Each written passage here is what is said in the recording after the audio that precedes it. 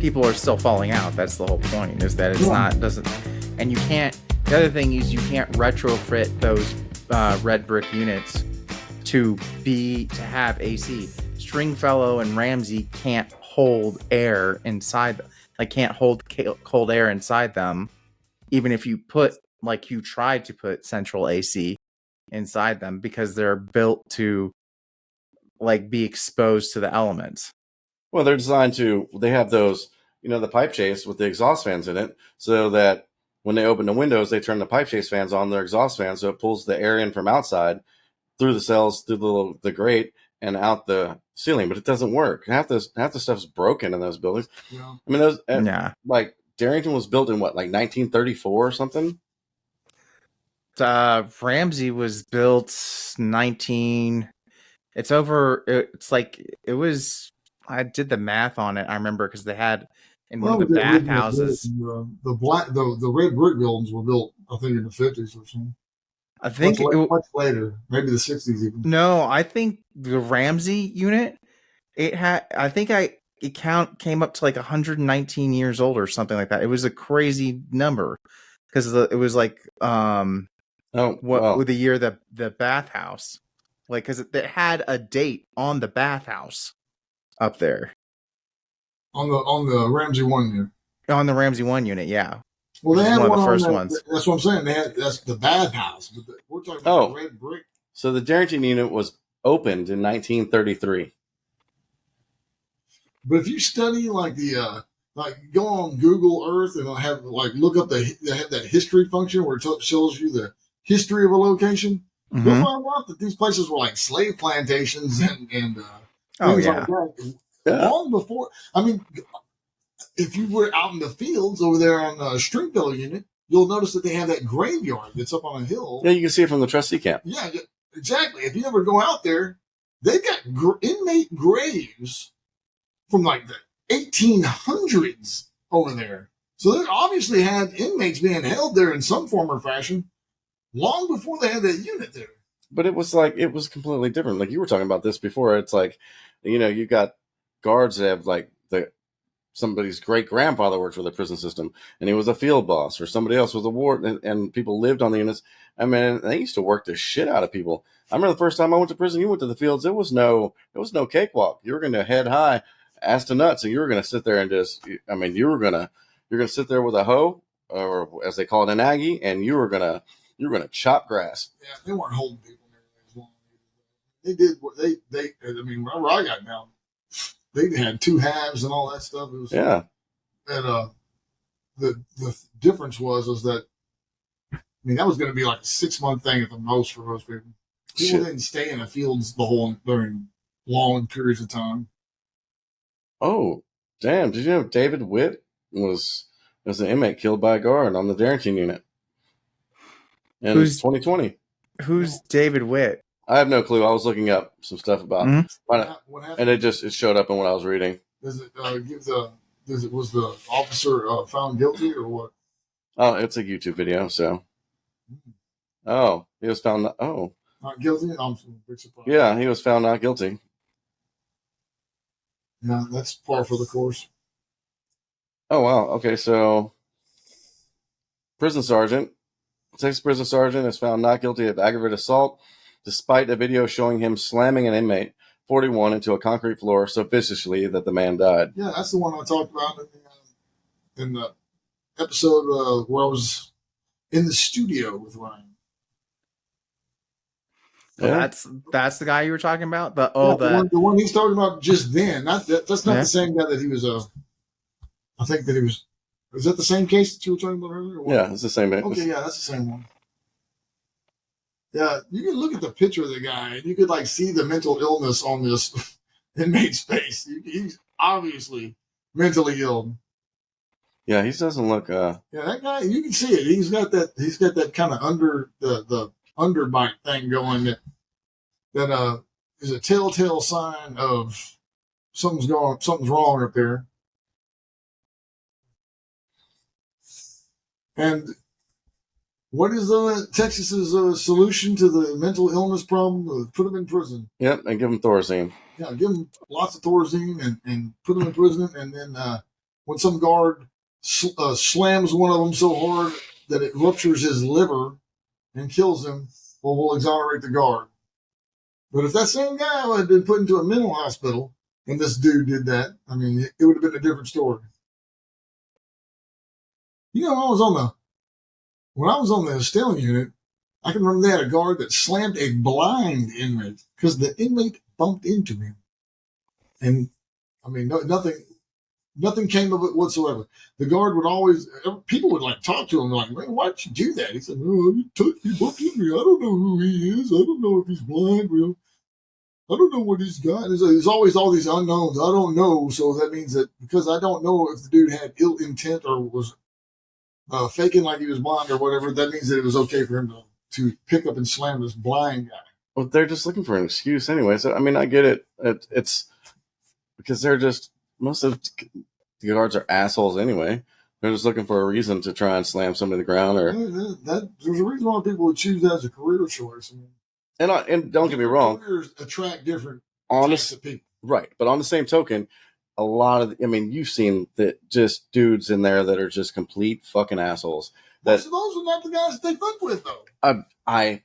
Okay, just shut up and listen to me for a second. You always interrupt me. Well, that's because I know better. No, so you got some dude that's some asshole, so he just decides to take out his aggression on somebody else this week. Because what does a bully do? He picks on somebody weak. He's not going to pick on somebody that's he feels like he can beat him. And that's all those fucking guards are, is a bunch of bullies. I can see it. And, they're real tough whenever they got 5 or 6 and all that. Whenever they're all by themselves, it's completely different.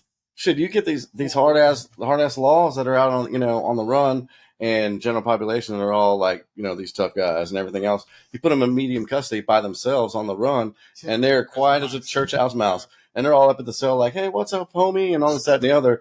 And you're like thinking, man, you know what, bitch, fuck you, because they're just they want to act completely different in medium custody because they know everybody there doesn't care.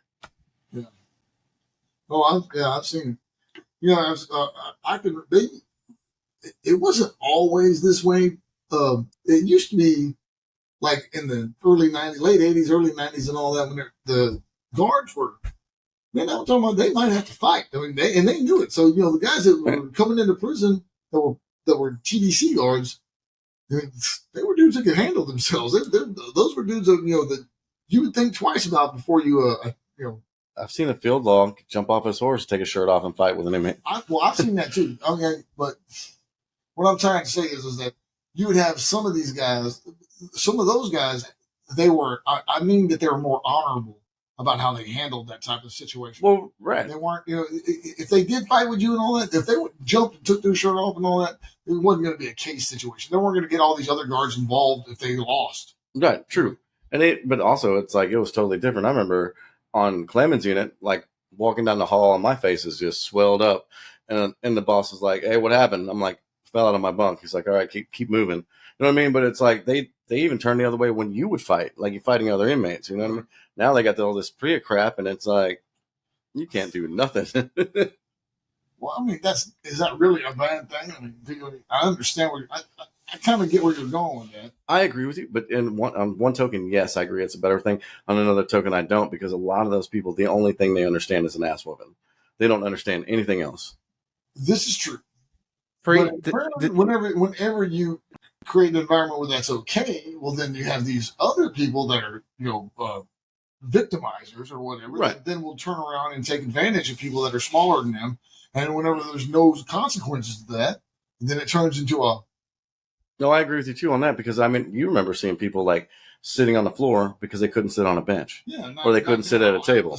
Yeah, having to pay protection. You remember all those extortion signs? Extortion used to be the name of the game. I know it. I've seen people go in the commissary line and bust like that. Back then it was a $60. They bust a $60 store, leave their bag, and another dude walk up behind them and go to the store and buy an ice cream and leave with their $60 bag of commissary. Yeah. It's crazy. You were going to fight for your commissary back then. Yeah, you really would have to. I mean, I can remember I was on units back there when I was a teenager. And I would have to tie my commissary, I know it. Knot around my wrist and all that, because they had dudes that cut the cord. No, I'm talking about the bag, everything all the way up to the actual bag itself, and tied around my wrist. And whenever we're walking down that hallway. So one dude was going to come up and just take off on you, just walk up and start swinging on you. And then his homeboy was going to be behind him, waiting on me to drop the thing to defend myself. So he could take off with it. Take off with it. And I'm laughing about it. It's not funny because it is definitely not funny when you're going through it and you're green and you know absolutely nothing about the prison system. And you're sitting there thinking to myself, I'm going to get killed up in here. You know? It's not. I mean, that thing can get real dicey real quick. That's why people get stabbed and all this other kind of stuff. Is because they were putting people in situations where, I mean, it gets to where it's like life and death in there. I mean, really. Yeah, dude. When you're greatly outnumbered and there's a permissive atmosphere that says it's okay for robbery and assault to happen. Well, then it can get it's Wild West type of situation. You're gonna have to get hands. Not just hands. I mean, so if you don't have hands, what do you do? I mean, it's either. Man, okay, so I was on Clemens Unit, right? That's where I went. When I first went to prison, I went to Clemens Unit, and it was, they called it burning hell. And it was just, I mean, you got there, I had to fight the whites, the blacks, the Mexicans, and there were a bunch of Asians, so I had to fight them too. And there was this. Asians? There ain't no bunch of Asians. Well, there was like 10, so that's a lot of Asians in prison. Oh, yeah. But literally, there was this little bitty ass white dude. I mean, this dude couldn't have been like 5'2", right? And he was skinny. And this kid, I seen this kid get beat up so many times. But eventually, people's like, somebody new would roll up on the, like, 'cause I was in the cell blocks, and then we'd be sitting in the day room, and somebody new would roll up, and they'd drop their mat and be waiting for the run the in and out. And this kid would be in there, and somebody new would come up, and they, and dude thinks he's badass or whatever, wants to go and pick on somebody. They start talking shit to this kid because he'd be sitting on the bench, right? But he had earned his respect. And it got to the point where finally people were like, everybody else would be like, nah, look out, leave that dude alone, homie. You know what I mean? Like everybody else was taking up for him because they knew the kid had heart. He would fight. You know what I mean? And that's what it was about over there. But I mean, thankfully, he wasn't. I was that small. I had to go through the same stuff. Man. Okay. Here's a question for you guys. This was on that podcast I was telling you about. Tell me if you've ever heard this phrase before. Heart test. Oh, it's a heart check, but yeah. Yeah, it's heart check. It's like quarter check. That's whenever they put those little things on your chest. Like an EKG? Yeah. So like when I rolled up to Clemens, right? So I get there. I got a fight in diagnostics, and that's why they sent me to Clemens. So I get to Clemens Unit, and I roll up. I go in the day room, and immediately these white dudes come up to me, and they start talking to me. And I'm like, what's up? And they're like, man, what's up? And I'm like, man, I don't know. And I'm green. I had been out on bond. I was in the county for like 30 days, and then I hit the prison system. And there was no transfer facilities and all that crap when I entered the system. I went straight to diagnostics and then went to my unit. So they're like, look, who you rolling with? And I'm like, nobody. And they were like, all right. Well, he said, pick two of us you're going to have to fight. And I was like, what that? And they're like, yeah. So I had to pick two dudes. Really, they picked them, right? But it was. What do you mean? You didn't get to pick them? Well, they said I got to pick them, but really they picked the dudes. But so I fought those two guys, right? And it was my heart. There was a heart check, not a heart test. So then after that, I had to fight two black dudes, then two Mexican dudes. And them, man, I'll tell you, the Mexican dudes were the worst. And then I had to fight two Asian guys. So it was back to back to back to back behind the handball wall on the rec yard.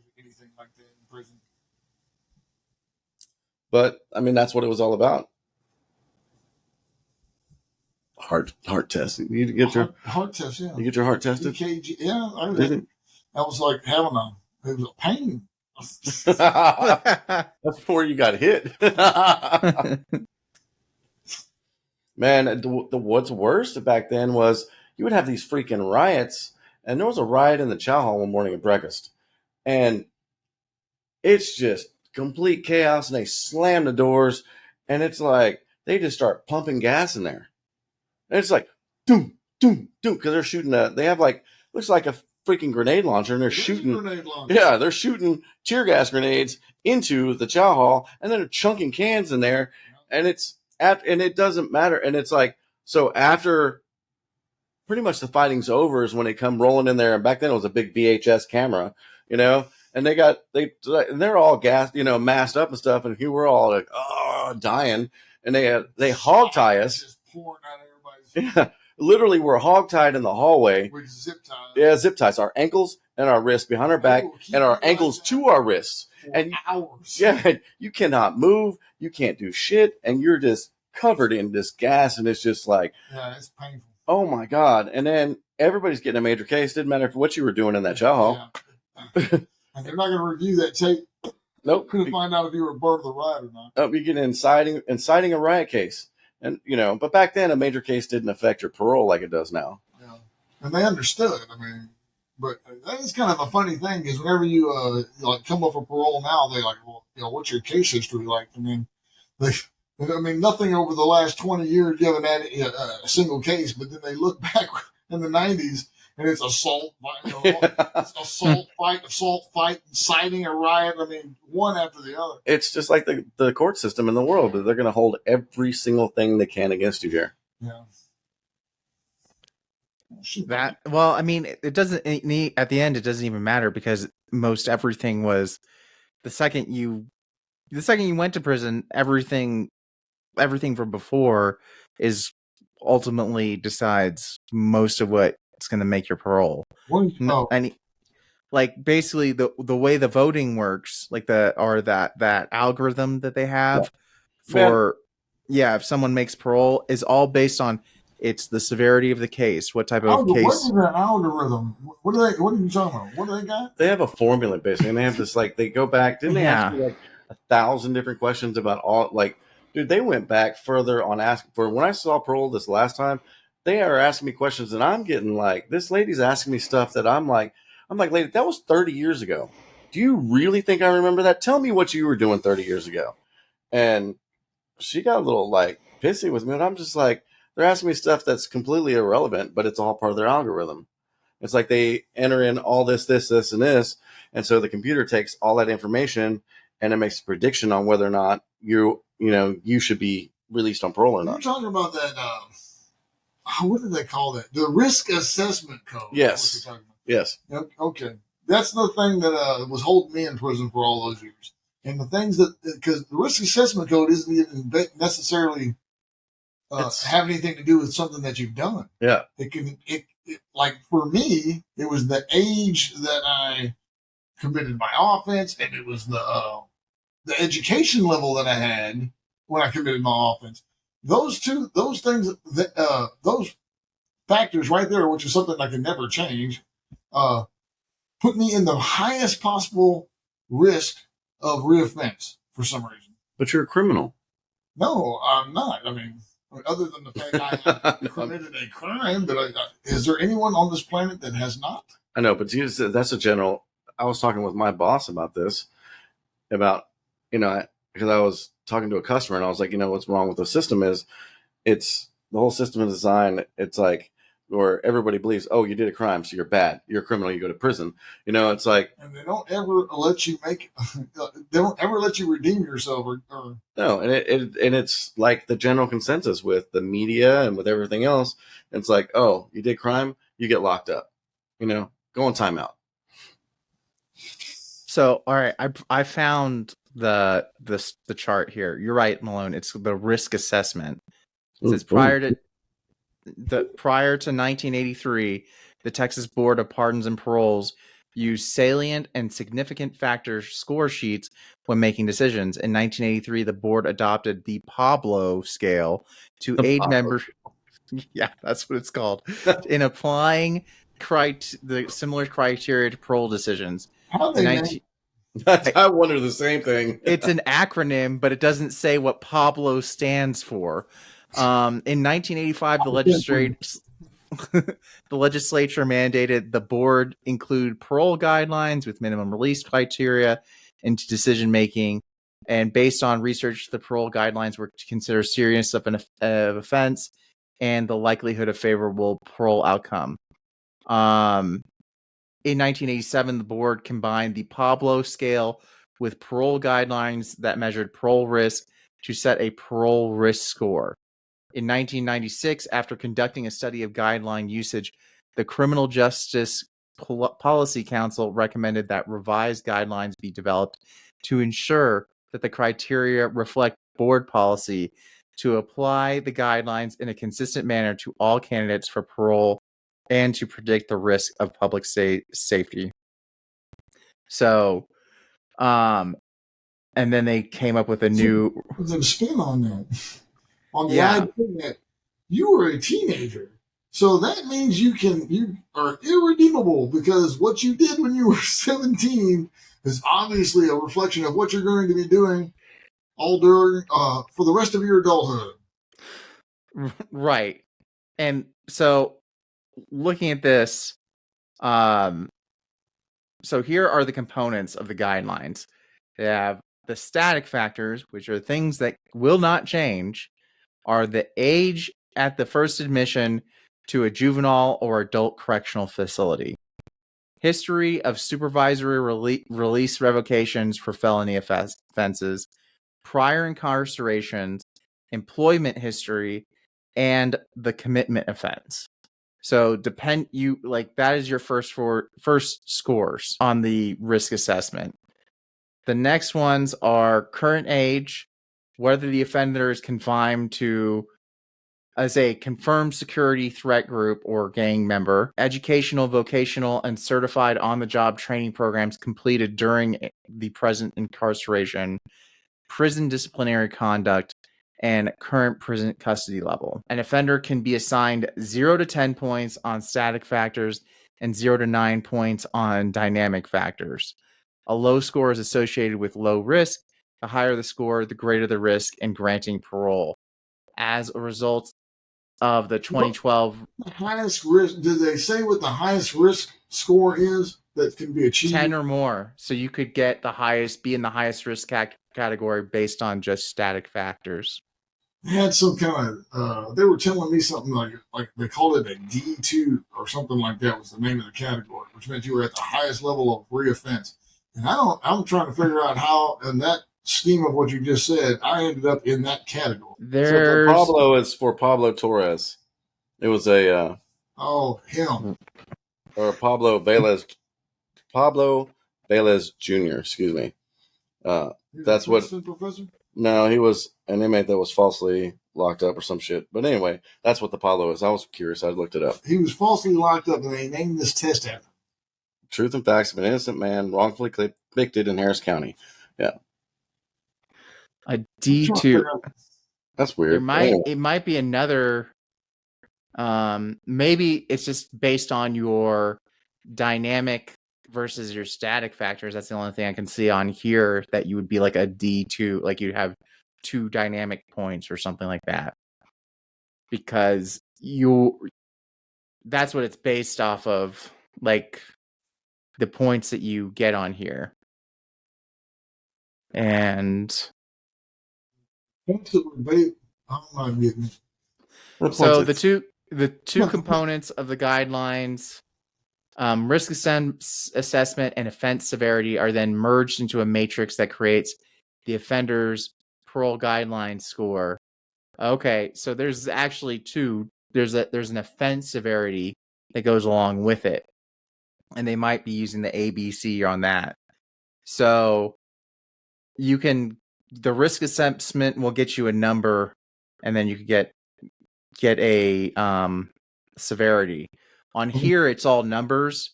So the highest severity is 1, and then the highest risk level is 1. So that puts you in the worst category, and then the lowest severity is 7, and then the lowest risk level is 7. So then that would put you on the other end of the spectrum. That was with the whole entire epicenter thing that got the group that sent the lawyer and all that. This was the whole entire debate was about that risk assessment code and how it put me in that category. They had to go and basically make an argument that that the code is nonsense, or at least parts of it were, to get me out of that category. At least they didn't ever get me out of the category. But what they did is they caused the category to be questioned in the minds of the parole people. The Shakedown was produced in luxurious Longmont, Colorado. Envato Elements provided our theme song, Shakedown. If If you want to support us, you can find Shakedown shirts, hoodies, and more at waywordpress.com. That's WAYWORD press.com. If you have ideas for future episodes or cool stuff you want to see us make, let us know in the comments on YouTube, Facebook, and Instagram at GetTheShakedown.